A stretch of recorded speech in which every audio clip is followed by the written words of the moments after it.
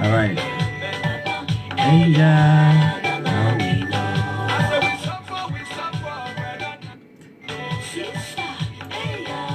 All right. And now we know, right? Yeah. Welcome. Let me say good evening, good morning, good afternoon to each and every one of you. Welcome to the program, the Justice Forum UK. Thank you, Sam, for sharing the video. You're one of those that by the time you come on, you just start sharing. That's great. I love that. Thank you for sharing the video. And let me say good morning to you, good evening to you, Sam K. Dabby. I appreciate that very much, especially when you know, the program is informative, it's educative. You don't want to watch the program all on your own. You share it like that. It's really good. Thank you so much. I appreciate it. Thank you. So it's great to be back. The first edition of the program, the Justice Forum, Justice Forum Liberia UK, 2019. Okay, and today the quest for justice in Liberia. We are talking about the quest for justice in Liberia. Answering the question as to how did we get here. First of all, how did we get here? The significance of the TRC, we'll be looking at that as well. We'll be getting some portion of the TRC to read it to you. Hopefully you will also hear some names that have been mentioned in the TRC, especially for persecution. Okay, we are going to hear a little bit. Hey, Lofa Julius, what's up? How is Liberia? Following you. Thank you so much for all the work you're doing. Thank you. That's great. What we're going to do is we are going to start off with Mr. Charles Taylor doing the trial, okay? Because I'm trying to answer the question here. Answering the question as to how did we get here? Because first of all, if you know where you come from, you know, there's a possibility that you want to work hard to get somewhere. And then in that quest, you will know where are you heading. Yes, we're here, we're advocating for social justice. We are advocating for the establishment of one economic crime school for Liberia, or the full implementation of the TRC, okay? But how did we get here, first of all? Now, some of us are still kind of ignorant, and that is why we are still at the throat of other people who are advocating for these establishments. Because we don't know what we want, and we don't even know from where we've come as far as the situation is concerned. So for some of you, perhaps at the time you was on your mother's bike and you're moving here and there, your mother was running here and there with you, so you didn't know anything. And today you are coming to stand in the way of the true sons and daughters of Liberia who are calling for war criminals and economic criminals to be punished. Brother Lover Julius, we wish you well in Liberia. Thank you for all the good job you're doing there. We've seen it. It's remarkable. This is what I keep saying. Whatever we are doing in the diaspora, we shouldn't forget about back home. Whatever way you can contribute. If you can't go home, you can call somebody like Lofa Julius and say, how can I help? I want to get involved in your activities in your community outreach there.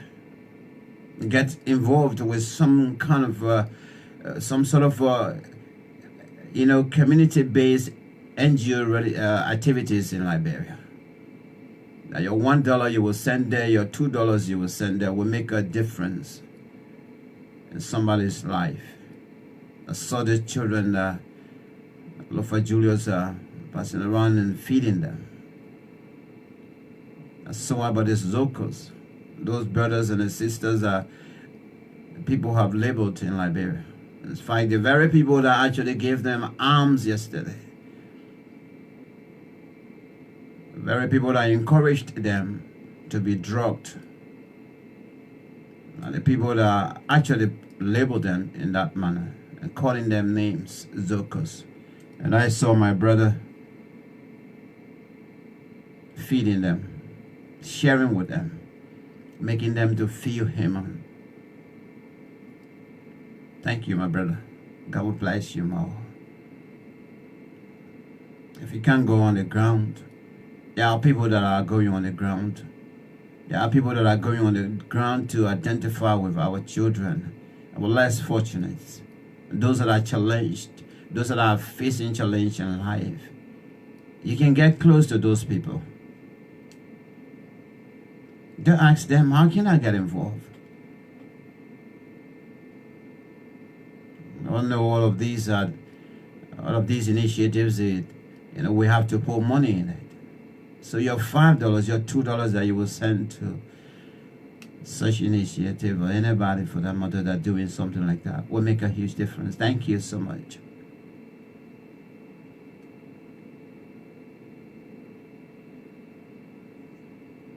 And so establishing the fact as to from where we come from, when we know it and we know the root, there's a possibility that we can actually prepare ourselves for the future.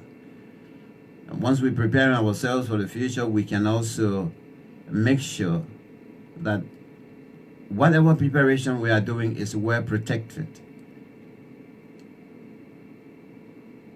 Along the route, we know definitely some mistakes will come or so, but all of those are something that is called a lesson to learn, so that as you progress, you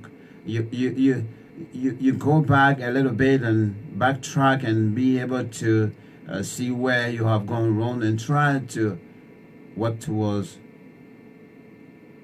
the betterment of that mistake you made. But in our society in Liberia, as we continue to sit and engage in the international community, engage in organizations, engage in individuals, asking them to help us to bring war perpetrators to justice in Liberia. There are others who are saying that we are doing the wrong thing. But I got a message for you. If you are one of those, ask yourself this evening, this afternoon, or this morning, what is your purpose on earth? What is your purpose on earth? Thank you, Osman Kroma. Thank you for sharing the video. What is your purpose on earth? Ask yourself this question. But if you can't find an answer, and you can't even ask yourself that one question, and you see others are doing something,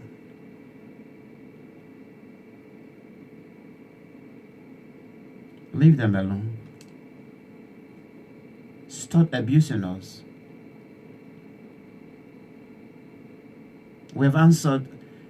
We've tried our best to give you all the answers that you wanted.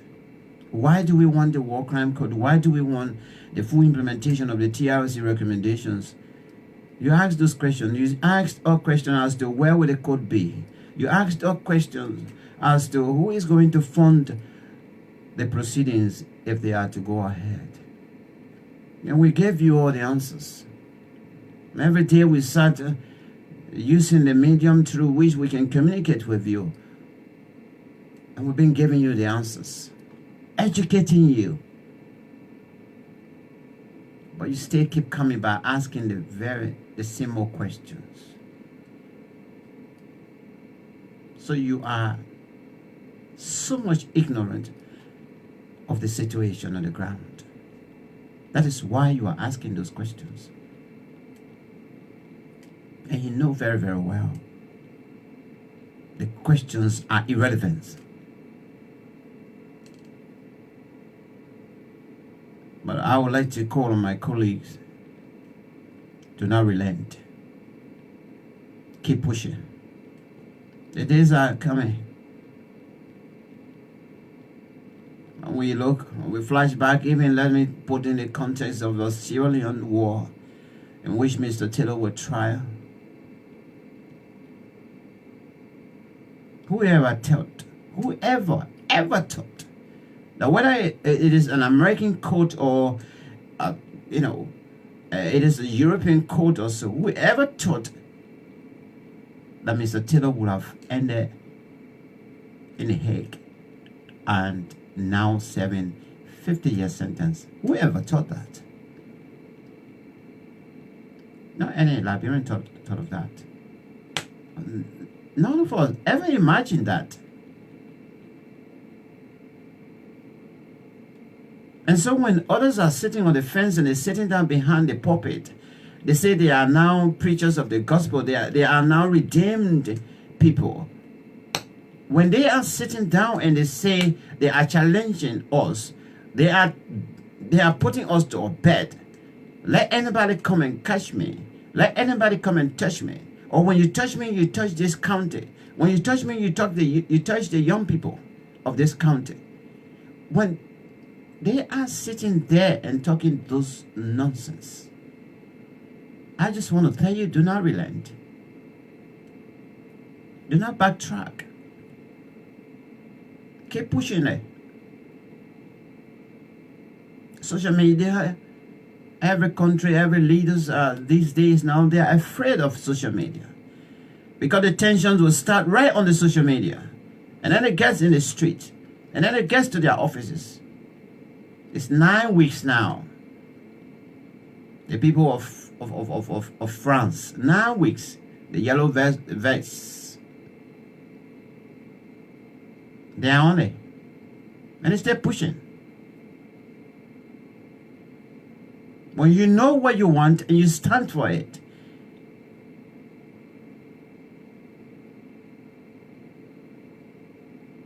you will move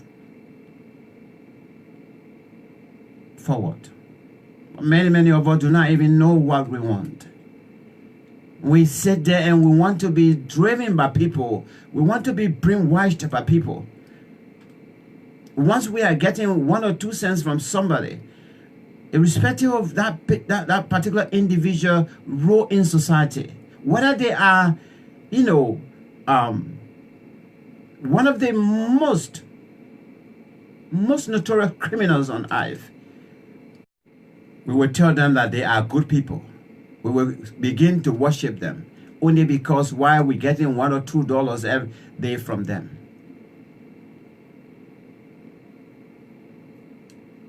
It doesn't work like that.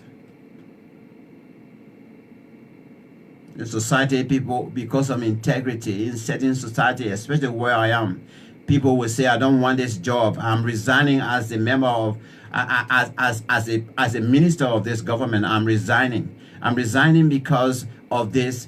I'm resigning because of that. I don't believe that what this government is doing is good. Even people from the very same party, the ruling party here, are resigning every day because of protecting their integrity. In Liberia, we celebrate them. Even when we know that somebody is involved in stealing and that person is taken to court, they will pay other people to come in the street to go and stand against justice. Free him, he's innocent. Free her, she's innocent. What kind of people are we? We say we want a good nation. We want leaders. We want good leaders. How can you produce a good leader when you are not even good? When you're protecting criminals? How can you produce a good leader when you are involved in protecting criminals? Today, people are ripping our resources. They are looting on an industrial scale. And yet then still you will find people who are saying, yeah, this person is right, that person is right.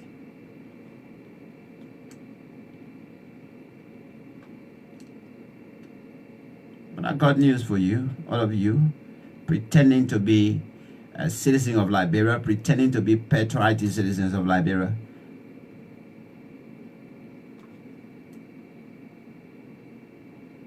the future of the children that you're feeling today, the future of the children that you are feeling today,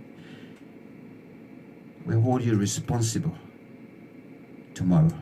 You will pay for it. All of you that are standing in the way of the future of the children of Liberia, that child that was born this morning, that child that was born this afternoon, in that remote part of Liberia, that their future is supposed to depend on how the government run and run successfully. That child's future will hold you responsible tomorrow because of your deeds today, your bad deeds today.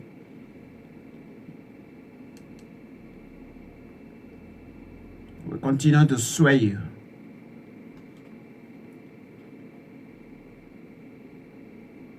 We'll look at the TRC a little bit. But let's start off with Mr. Charles Taylor. We are, like I said, we want to answer the question as to how did we get here. Thank you so much,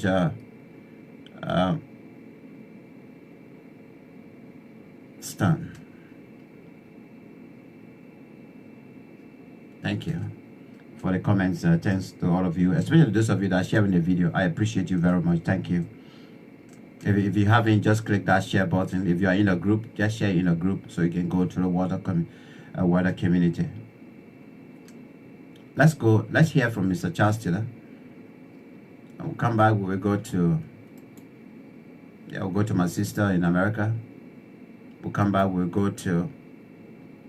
pay tribute. Thank you so much for sharing. We'll pay tribute to the former representative Donovan. We'll hear from him as well, and then from there we'll come to the TRC and read some portion of it,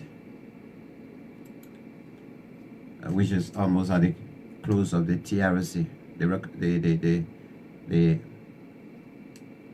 the final statement from the commissioners. But let's go to Mr. Charles Taylor and hear from him at the time in The Hague as to how did we get here.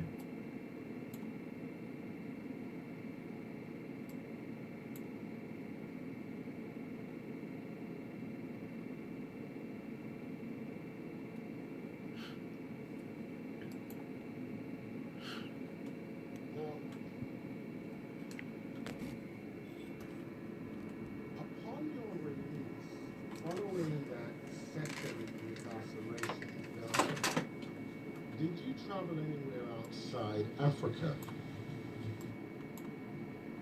before you were mad, but before we come to the map, I think we need to lay a bit more groundwork. Now, upon your release following that second incarceration in Ghana, did you travel anywhere outside Africa? After my release from Ghana, I went straight to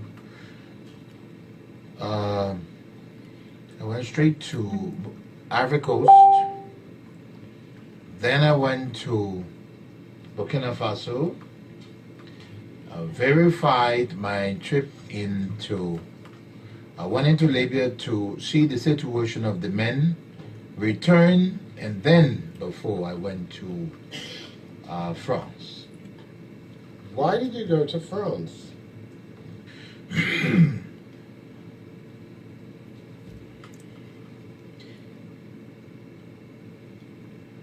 I did not put the second MPFL together alone.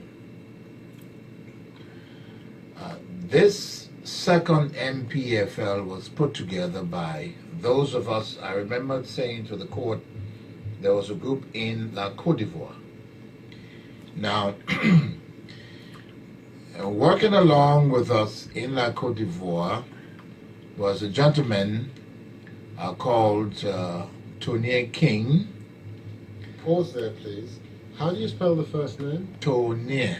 T-O is the vowel name. T-O-N-Y-E. I want to believe. If it's wrong, we can correct it on another day. Working with me outside, and may I just emphasize, Tony went along for some time, but once the Libyan connection was cemented, Tony broke away from us. He no longer participated, but two others remain. There's a gentleman called Tom Wuyu. We mentioned that on yesterday. That's Woweiyu. And the present president of Liberia, Ellen Johnson Sirleaf. The three of us finally were the individuals that put the MPFL together. So upon leaving Ghana, I had traveled to Paris to meet with Ellen Johnson and Tom Wuyu in Paris. And when you say that the current president of Liberia, Ellen Johnson Sirleaf, was one of the organizers, in what way did she assist? Oh, Ellen. Ellen is a whole revolutionary. She's been involved in. She was involved in part with the first MPFL. That was not new to Ellen. Which first MPFL? I remember I told the court that the first invasion into Liberia that was launched by General Kurumpa was called the MPFL. And this second, or maybe it's better to say this continuation of the MPFL, Ellen was also a very good part of it, because Ellen was also a very close friend of General Kurumpa.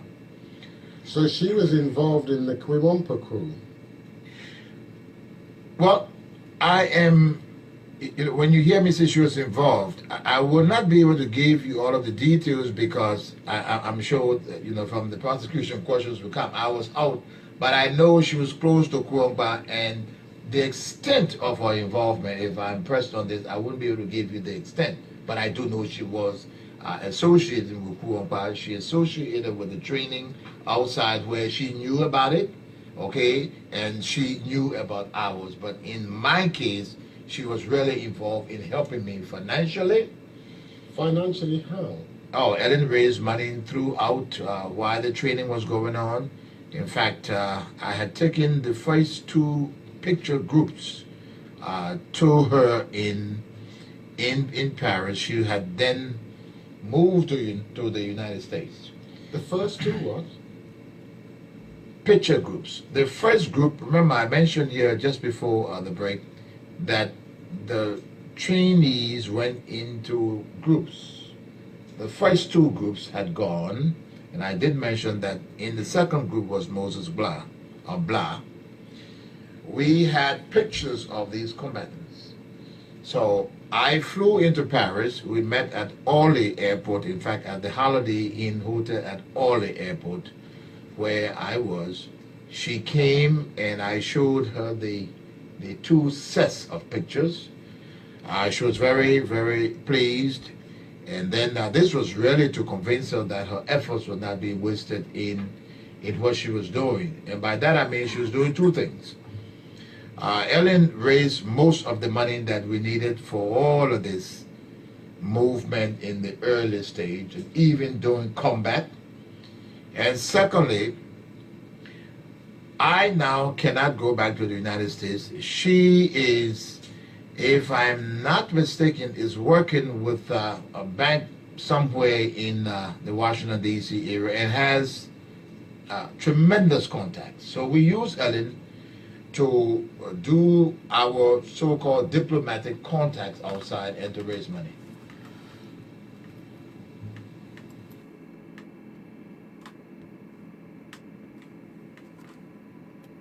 All right. I just wanted you to get that portion of that of the version of the trial.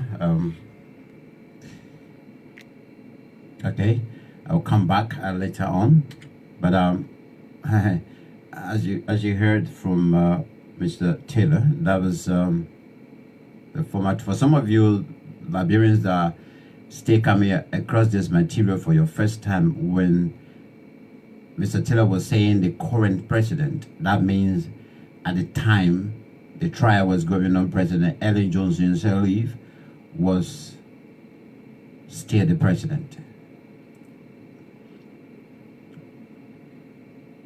You could hear Mr. Taylor saying that the madam raised all of the money needed for him and the men to be in the bush, whether it's in Burkina Faso, it's in Ghana, or in the Ivory Coast or so. But during the trial, or during the hearing, the TRC hearings as well, when the madam appeared before the commissioners, she only admitted contributing, I think, $5,000 one time. And there was a question about 10,000 USD that came straight to her. And she denied that. And the membership of the MPFL as well, she denied being member of the MPFL. But hearing from Mr. Taylor, that's why we want this court. You know, we will use these materials because this one, you know, Mr. Taylor, we will invite Mr. Taylor. The same way the TRC, commissioners of the TRC invited him when the TRC hearings was going on, but then he declined to go. We will still, when the court is established, Mr. Taylor will be a witness.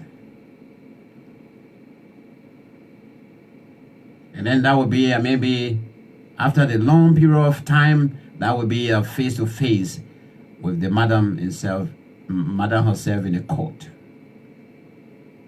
And then I'm certain that what we're hearing from Mr. Taylor, what we heard from him in this during this trial, Mr. Taylor will repeat it right before the madam herself. Maybe point fingers and say, you are the one that raised all the money and gave us the contact. You are the one. You are the number 3 on the board that we set up the MPFL. We're waiting for that time to come.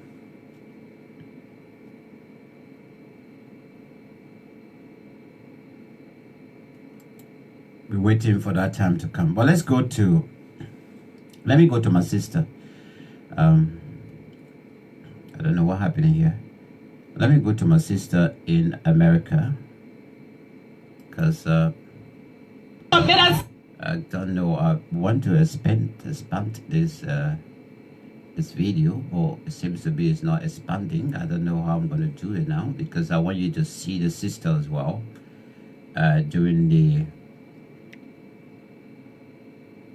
Let me see. I'm not quite sure I got anything there that does not need to go live. So let me see if I can get closer a little bit. The most important thing is her voice as well. But listen to this sister. Last year, we now as advocates organized this peaceful protest right before the United Nations. Attempted suicide many times in this America because of what 11 men have done to her. I speak for her. I speak for my uncle who was murdered before me because of his religion. I speak for him. I come from the background of Muslims family where I see when they were raped. I was at a checkpoint as a little girl when people pulled my families on the group and then murdered them. I saw that as a child. This is not a joke. We didn't come in to come show up. We want a leader who will put him with war around people, like Prince Johnson, like Eddie Johnson, who are still exploiting our country. He cannot associate with a woman like that and call himself a leader. We demand justice. We demand justice yesterday.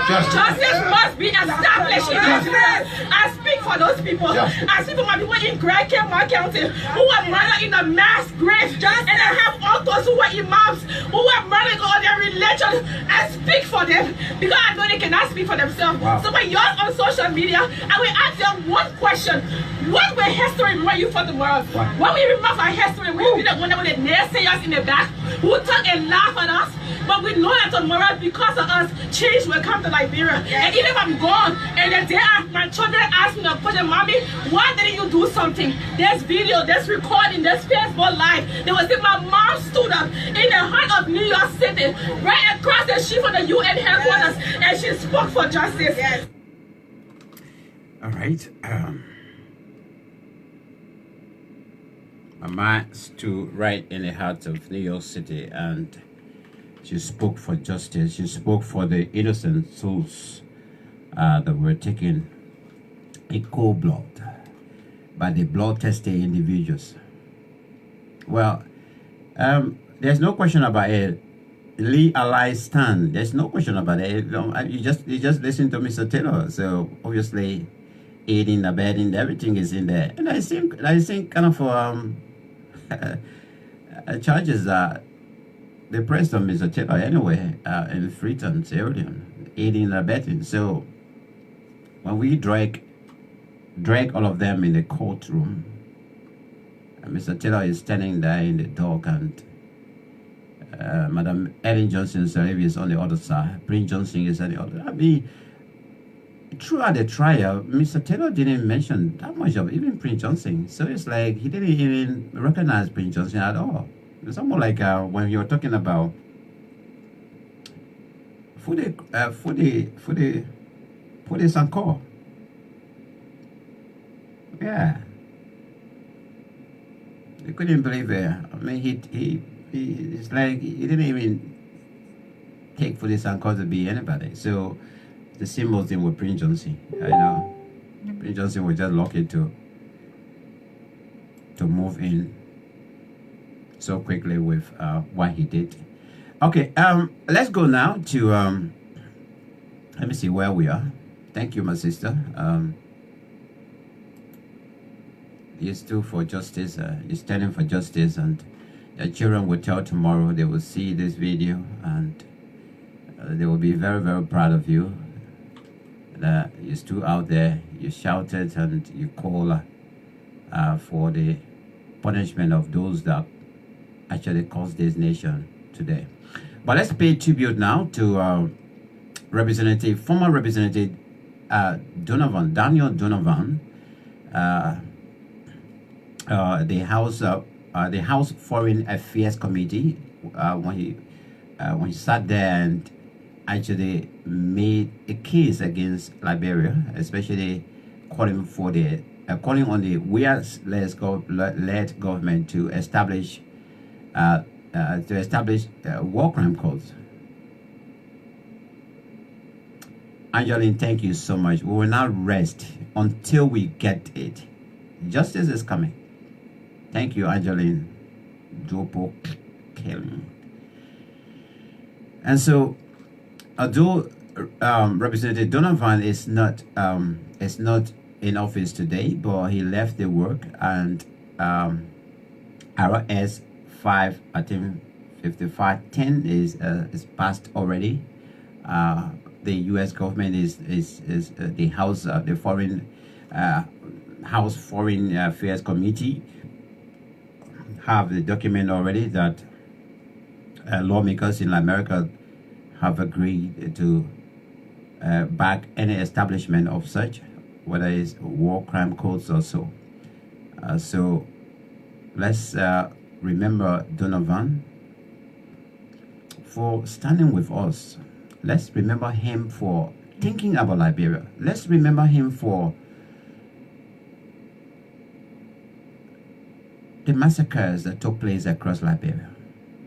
Those babies that people open their mother's stomachs and just cut them into pieces. Let's remember this man. Let's remember Donovan.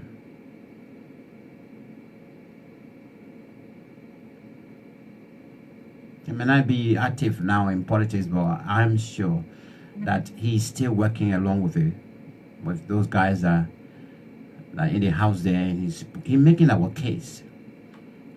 Asking his colleagues not to forget about Liberia, not to forget about what happened. the senseless war, the killings and things, the corruption, the rampant corruption is still going on.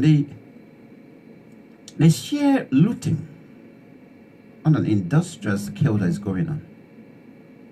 So let's continue to remember. Thank you, Thomas Awaji. Thank you for sharing the video. So Mr. Donovan, let's go to him and hear from him, you know, when he was introducing the bill.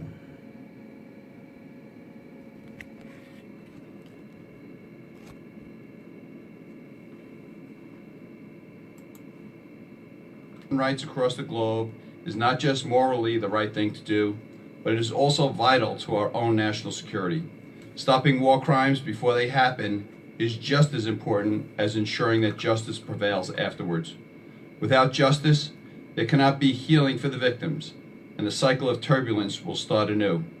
This is why I'm proud to sponsor H.R. 1055 to affirm strong United States-Liberian ties and support for democratic principles and call for full implementation of the Truth and Reconciliation Commission recommendations, including the establishment of an extraordinary criminal tribunal for Liberia. My district, Staten Island and South Brooklyn, is home to thousands of Liberians who have fled the turbulence of civil war. My constituents have directly told me how important it is to them that Liberia establish an extraordinary war crimes tribunal. Liberia itself recommended the establishment of a war crimes tribunal in its own Truth and Reconciliation Commission.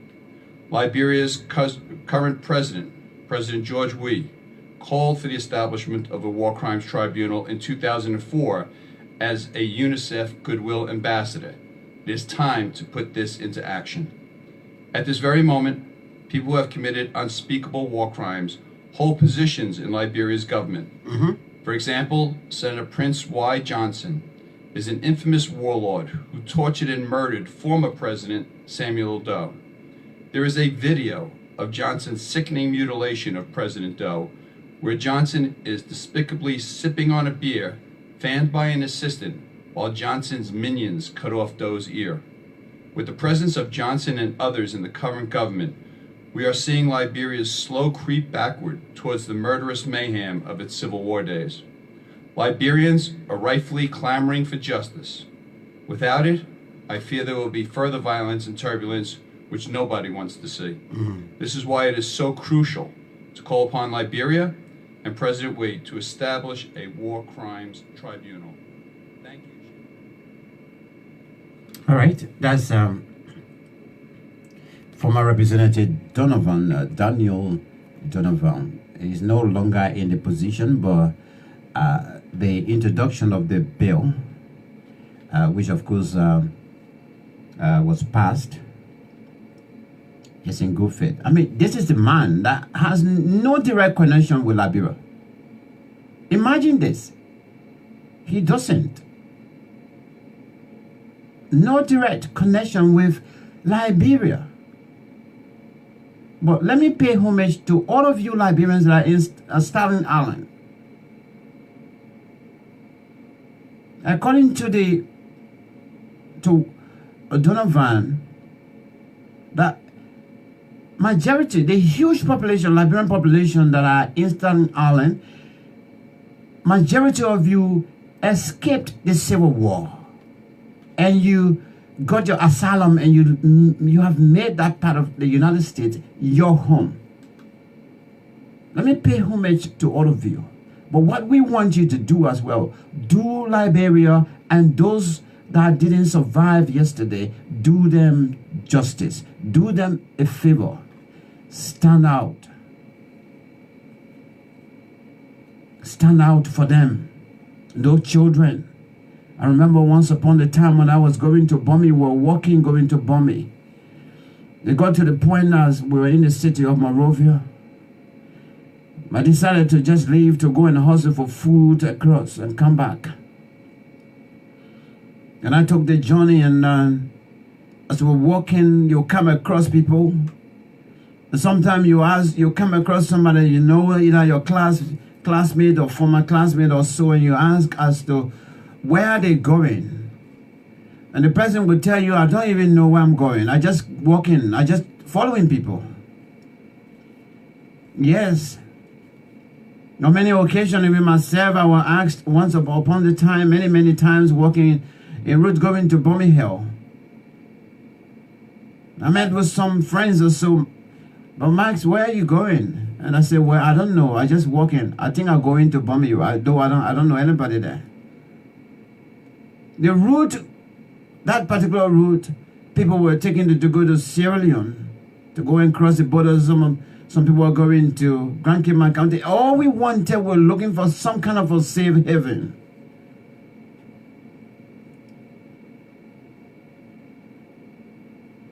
I met the people were working together as a young person. I met this woman, she just gave him birth on the roadside. The rebels are passing with their cars and nobody's stopping. And even people that are walking, the people just passing. Everybody just care for themselves. And the aunties that were walking with, we met this lady on the roadside. She was just giving birth.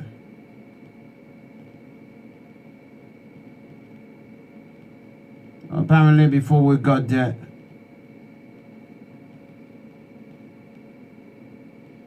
the baby passed. And we got there, she was helpless. To even open her mouth and say hello back, it was so difficult. A small gallon of water we had with us, we tried to give it to her, to zip it little by little. The fear of even stopping the guys, the so-called freedom fighters. I mean, how can you be fighting freedom, or let's say fighting to save people or to give people freedom, and you passing by people like this? We had a fear, we couldn't stop any of them, all the cars are passing. You can't even stand and put your hand on the road anyway.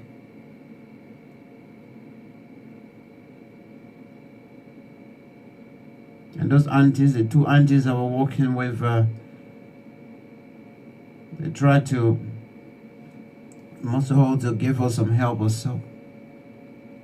We sat down there for some times, trying to give her water to drink, to zip the water.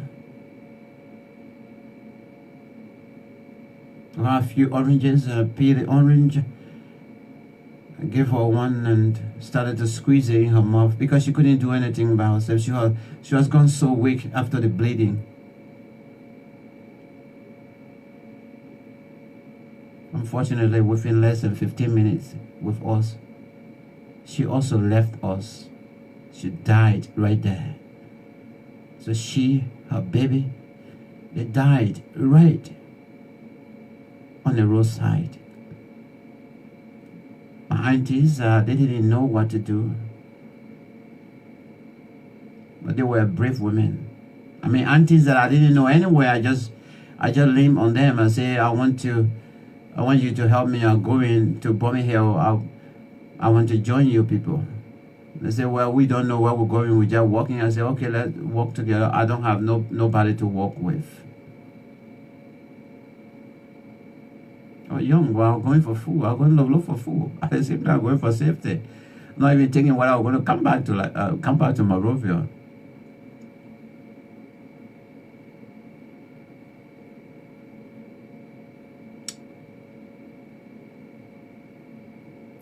This is a country that you don't have ID. So there's nobody to contact in that kind of a situation. And it was a confused situation. So the aunties saw a man, one of them saw a man that they used to live in the same community together and caught his attention. They were walking in a group, talked to them. And as we're sitting there in group, another pickup full of so-called freedom fighters, they came and they tried to find out what was happening. And my other auntie explained the situation. and said, I just call my friend then to see whether we can just go climb a little bit up and maybe try to bury them. And one of them said, well, this is a war situation. We don't bury people. And I was like, what? This lady and the child, they didn't die from bullet. They didn't die in the war front. Well, it's a war front, but not, apparently they didn't die, you know, through exchange of fire or so caught in a fire. This is a death that she was not even expecting. What can we give them? Some kind of a respectful burial. And I was just thinking that way. And this lady started backing these rebels. These are freedom fighters. I mean, this is how they used to refer to themselves, freedom fighters. And they kind of a situation, man, that you can have a heart, you can be human for that second.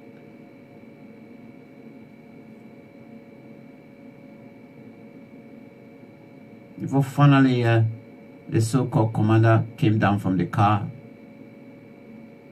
who himself was driving, and say, oh, blah, blah, blah, blah, blah. Then he ordered his men.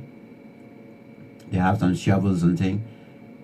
And say, okay, you help the people. Bury that lady and the baby right there. The last time I was driving to Bombay, and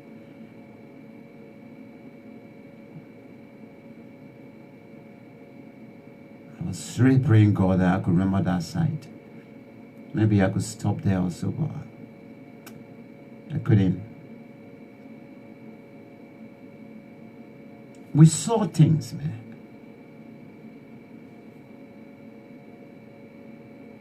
That people subjected us into it. 10 years in the midst of civil war, right in the city of Monrovia.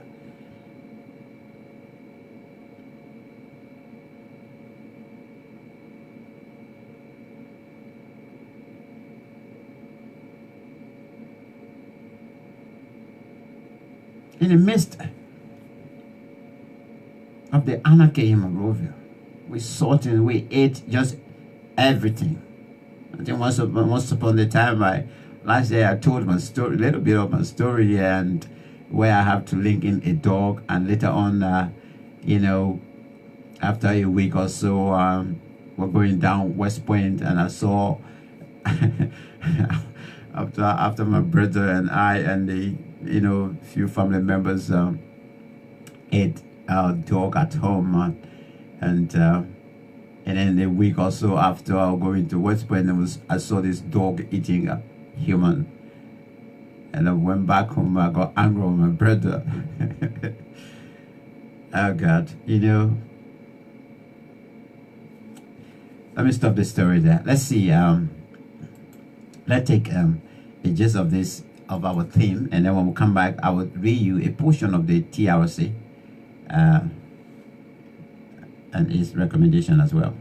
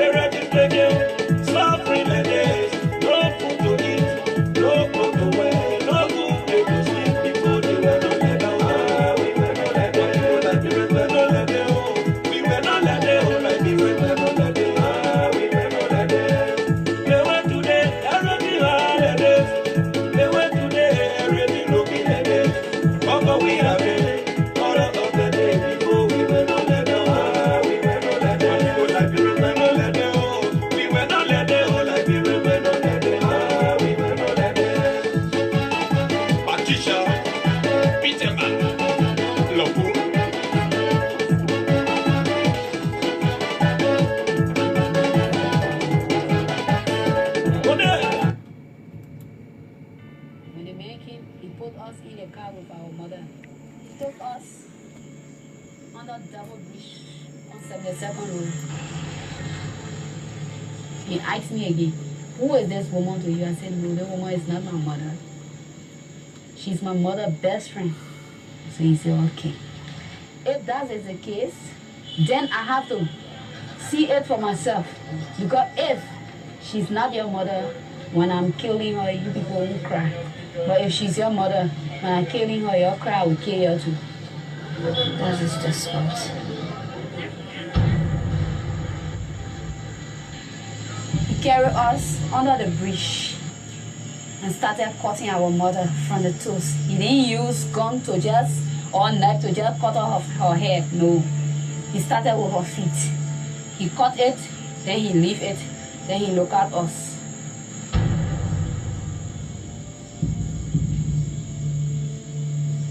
So I had my late sister in my hand. I had my two little brothers. I put my hand around them and just held them like this. Bend down over them and started looking. He said if we cry, he will kill us. So our mother, they were killing her, but she never had time to say she would cry or say this. The only thing she had to say is that she was telling me I should be brave, strong, and live for her.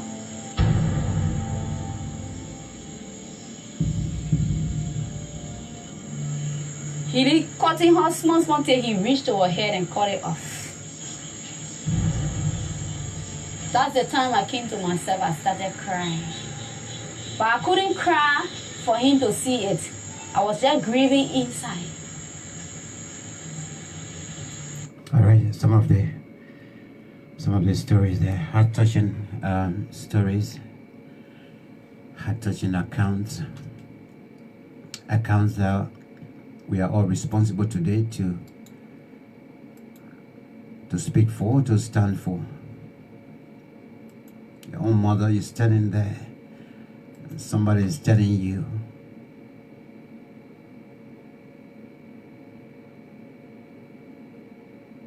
you should dance while they are beheading the individual.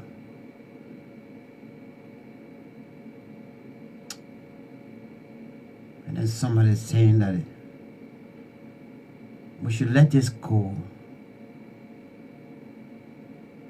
We should let it go. Like, really?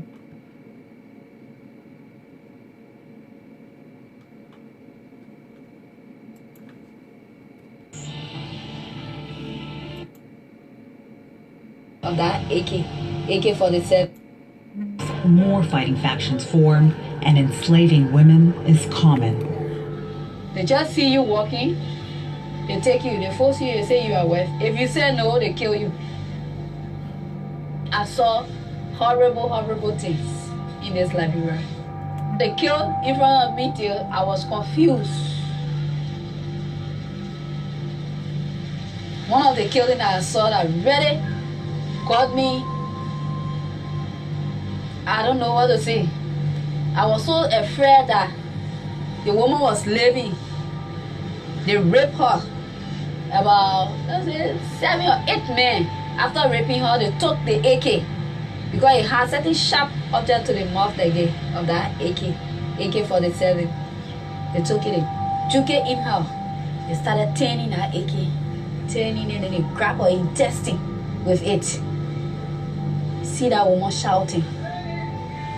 They started holding it. When they hold it, they didn't holding that woman intestine. Oh, human being intestine is very long. They hold it and they put it on the road. They say that gate. Then a woman body laying against a tree like this. Then the intestine like here.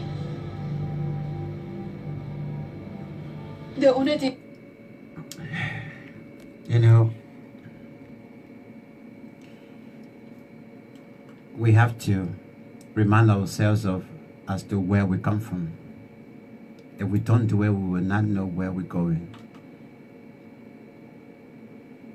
These accounts will help us in court. These accounts will be the true witness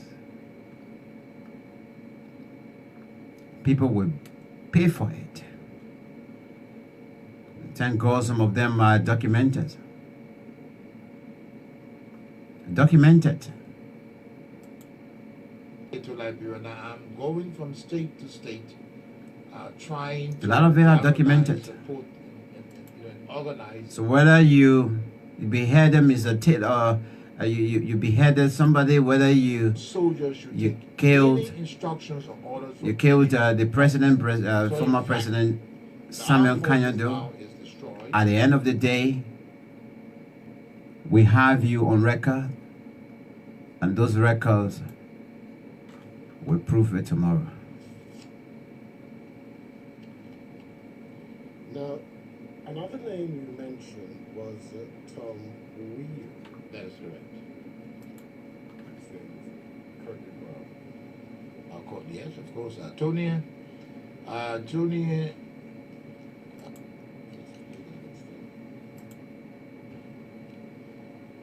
The Gio ethnic group is a very large ethnic group that you find in La Côte d'Ivoire and in Liberia.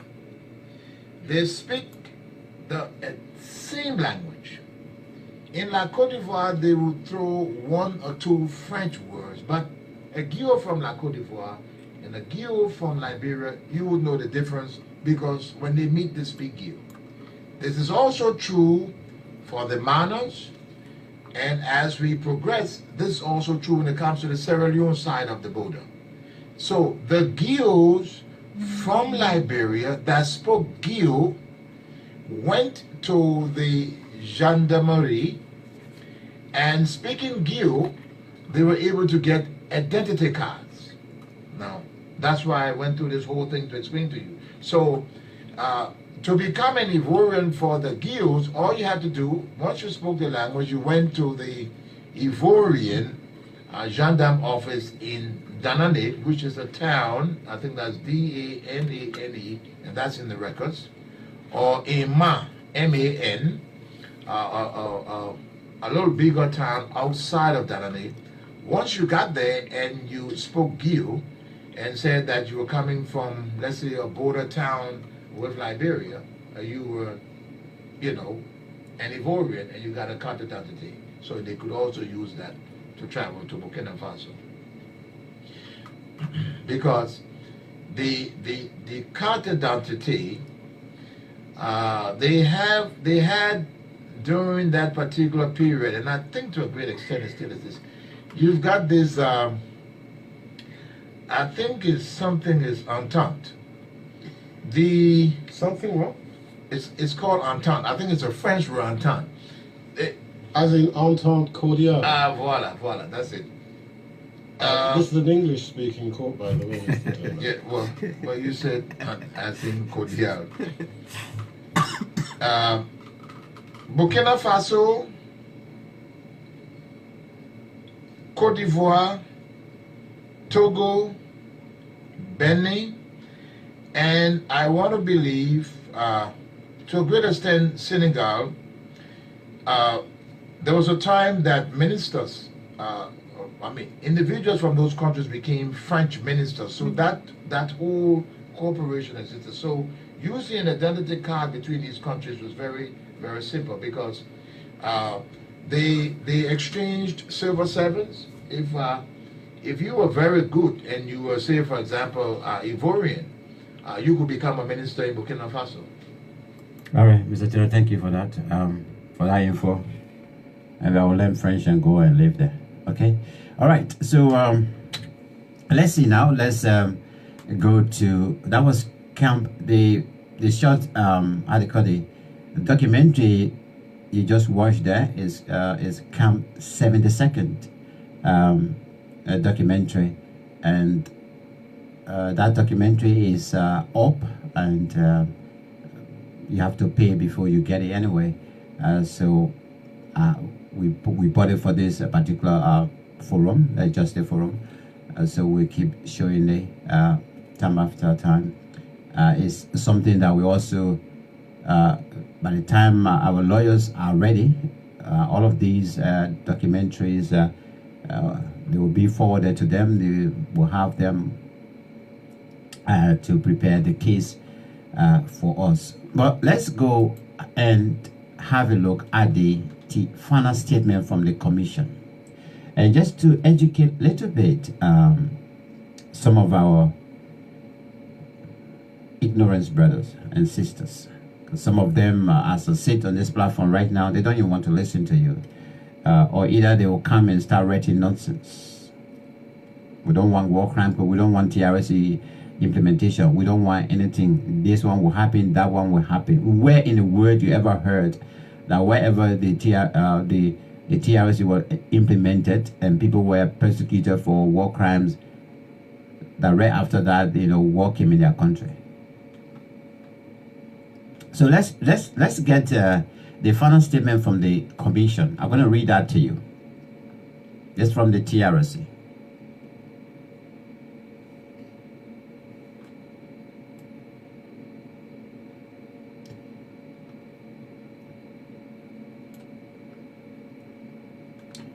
This from the TRC. Let me see.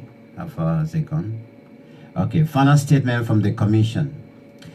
Nearly 3.5 years ago, we embarked upon a journey on behalf of the people of Liberia with a simple mission to explain how Liberia became what it is today and to advance recommendations to avert a repetition of the past and lay the foundation for sustainable national peace, unity, security, and reconciliation. Considering the complexity of the Liberian conflict, the intractable nature of our socio-cultural interactions, the fluid political and fragile security environment, we had no illusion of the task at hand and embraced the challenge as a national call to duty. The duty we committed ourselves to accomplishing without fear or favor. Today we have done just that. With gratitude to the Almighty God, the merciful Allah, and our Lord and Savior Jesus Christ, we are both proud and honored to present our report to the people of Liberia, the government of Liberia, the President of Liberia, and the international community, who are moral guarantors of the Liberian peace process. This report is made against the background of raising expectations, fears, and anxiety. The vast majority of us who are victims or survivors of the massive wave of atrocities introduced by the conflict expect that all the recommendations contained in this report will be implemented and reparations in the forms of compensation, policy and institutional reforms, specialized services, restitution or financial relief will address all our social, economic, cultural, civic and political rights issues, ensure accountability, undermine impunity, and foster national healing and reconciliation. The few of us who commanded the forces of arms, financed resources, and provided political and ideological guidance to several warring factions, we fear alienation, persecutions, and other forms of public sanctions which may undermine our current social, economic, and political structure acquired during the conflict period. Though this latter group of us equally desire national healing and reconciliation, it should be accomplished without any cost to our current standing and prestige. Bygones must be bygones. Having no regard for the rule of law, we ignored the TRC process, and when we opted to cooperate and appear before the Commission, we deliberately lied and failed to speak truthfully, and the scale of our participation and deeds as a show of remorse and contrition, which acknowledges the pains and sufferings of victims and triggers the national healing and reconciliation we profess to desire. A true transitional justice process, as the TRC of Liberia, is never a perfect human endeavor and will not satisfy all segments of our society. It is equally true that the TRC may never meet all the expectations or allay all the fears of attending interests it neutrally arouses. Expectations, fears, and anxieties, justifiably so, are products of the TRC process and not its outcome. The process is what justifies or legitimizes the product of or the outcomes. The outcome in this report is the product of deliberate planning and engagement with all segments of our society and centering on all 15 counties of Liberia and the diaspora, capturing over 22,000 written statements, several dozens of personal interviews, and over 500 live public testimonies of witnesses, including actors, perpetrators, and direct victims. A national regional consultation with county stakeholders and a national conference on reconciliation and the way forward provided the Commission a national perspective of the conflict, its causes, trends, impacts, and vision and aspirations of the people of Liberia for a better future. The Commission incorporated desk research, media publications, and human rights work. So guided and informed, the Commission is well poised to make this report and draw the conclusions and make the recommendations contained in this report, which in 4 volumes documents the comprehensive work of the Commission. We extend appreciation to all, locally and internationally, who supported and worked with the Commission to ensure it succeeds at its mandate. We mention the government of Her Excellency Ellen Johnson Sirleaf, the National Legislature, including the House Standing Committee on Peace and Reconciliation, the International Contact Group of Liberia, ICGL, Minnesota Advocates for Human Rights, and the hundreds of volunteers across the USA, the media, and dozens of civil society institutions who were very interested and supportive of the process, and lastly, but not the least, the people of Liberia everywhere, not only for their support, but most importantly, for their abiding faith and confidence in the process and our ability to successfully navigate and pilot severely through these many turbulences we encountered along the way. We call on all to view this report and use it as a tool, blueprint, and foundation for carving a better, brighter, and more secure future for prosperity. The purpose of our work was not necessarily to please everyone, but to objectively and independently execute the mandates of the TRC realistically and objectively in patriotic service to the nation in unraveling the truth of our national nightmare. This report is our roadmap to liberation and lasting peace, which means that reconciliation in Liberia is never again an elusive goal. It is both a possibility and a reality we must achieve by opening our hearts and accepting the realities and consequences of our national existence and move forward. This report is a contribution to that process, and it is our prayers that all Liberians will see it that way and work for the full implementation of the recommendations without fear of favor or respect for any man. When we do this, the love of liberty, which brought us here, will bring us together under God's command, so that this sweet and glorious land of liberty will forever be ours. Okay, that's from the TRC. This is signed, in fact, by Jerome J. Verdier, Senior Councillor, Chairman.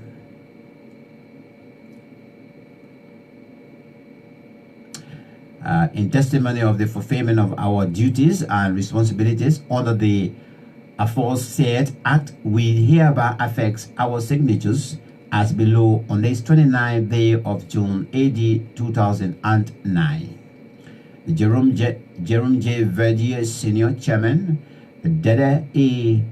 Dolopie, Vice Chair, Massa A. Washington, Member, Umu Sila, Treasurer, John H. T. Stewart, Member, Gerard B. Coleman, Member, Pierre Brown Bull, Member, Sheikh Afoma Kone, Member. Now let me get some quotations here. Quotations. The nature, scale, and impact of conflict and the crisis it engendered were so deliberate and repugnant to human sensibilities that ignoring them is intolerable as fearing their repetition. That's the TRC Chairman Jerome J. Verdier quotation there. Whenever we are forced to use violence as means of venting our frustrations with social injustice, we usually stand on the side of evil or injustice, especially if we are the first to strike. Our only protection, if we seek to perceive our humanity in the process, is to stand upon cold principles of righteousness, even in the state of war. Though this is hard to achieve, if one does not do so, history will usually judge you. The liberator as having become the new suppressor. Ambassador Reverend Gerard B. Coleman. That's his quotation. And let's get the last one here. This leaves the excruciating problem of human rights violations and other violent crimes which have caused so many victims and so much suffering in the past. They are an open wound in our national soul that cannot be ignored, nor can it heal through mere forgetfulness. To close your eyes and pretend none of this ever happened would be to maintain at the core of our society a source of pain, division, hatred, and violence. Only the disclosure of the truth and the search for justice can create the moral climate in which reconciliation and peace will flourish. President Patricio Aloin of the Republic of Chile, when he received the report of the TRC of Liberia. That's his quotation there.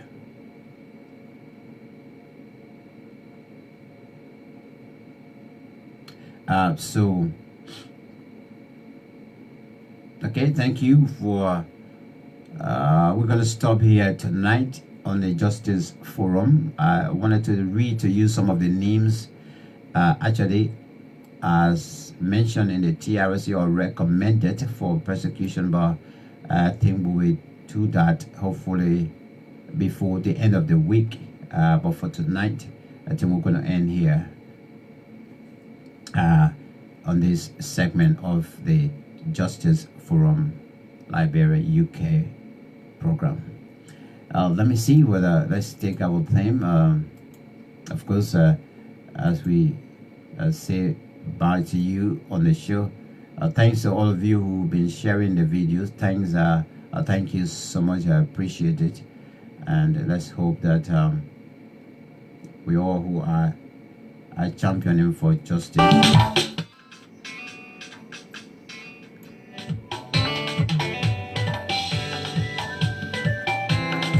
So all of us who are still championing for justice, let's continue to preach. Let's continue to stand for what we believe in.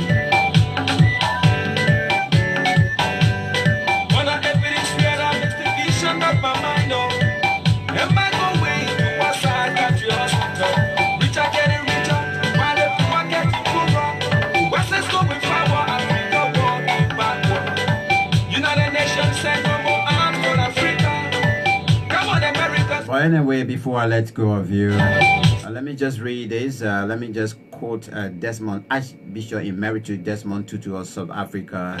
And he said here, I quote, "If you are neutral in situations of injustice, you have chosen the side of the oppressor." That's the Archbishop Emeritus Desmond Tutu quotation there.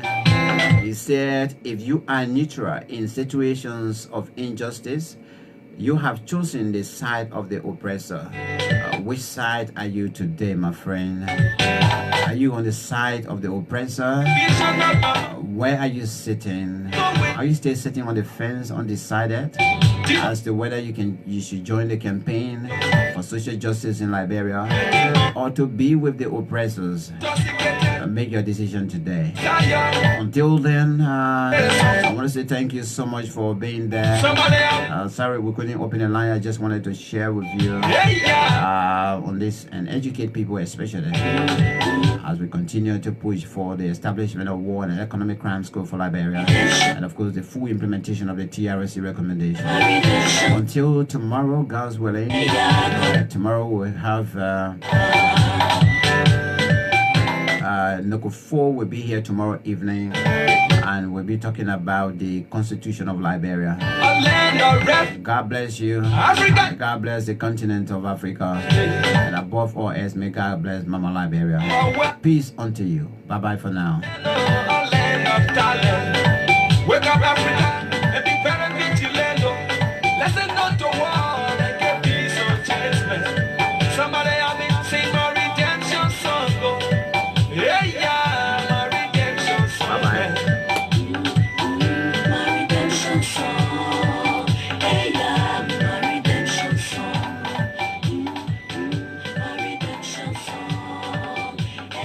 All right, I love you all. Thank you so much for watching. Bye.